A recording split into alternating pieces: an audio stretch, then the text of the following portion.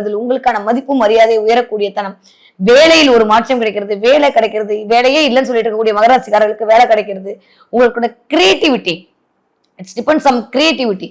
என்னதான் 5ஆம் அதிபதி போய் நீச்சமாயிருந்தால் அதை பத்திலாம் கவலையே விடாதீங்க. மகராசிக்காரங்க அதை பத்தி கவலையே பட வேண்டாம். சூரியனோட சேர்ந்து ஒரு நீச்ச பங்கத்தில் தான் இருக்காரு. 18ஆம் தேதி வரைக்கும் காட்டுல மழை தான், வேற லெவல் மாஸ் தான் காட்ட போறீங்க. 18ஆம் தேதிக்கு அப்புறம் கண்டிப்பாக பிரச்சனைகள் வரக்கூடிய காலகட்டமாகத்தான் இருக்கு. வாங்க, என்னடா இன்னும் வரலையேன்னு பார்த்துன்னு நினைக்கிறீங்க. என்ன பண்றது, நான் சொல்லாம யார் சொல்லுவா? இல்ல, 18ஆம் தேதிக்கு மேல கொஞ்சம் கவனமா இருக்கணும். தயவு செஞ்சு எக்ஸ்பெக்டேஷனை வச்சுக்காதீங்க. நான் திரும்ப திரும்ப சொல்றேன், மகரத்துக்கு ஒரு விஷயம், நம்மளாம் கொடுக்க தான் பிறந்திருக்கோம், வாங்குறதுக்கெல்லாம் பிறக்கல. மகரம் என்றாலே நான் சொன்ன மாதிரி காலபுருஷனுடைய 10ஆம் வீடு, கர்மஸ்தானத்தை இண்டிகேட் பண்ணும்.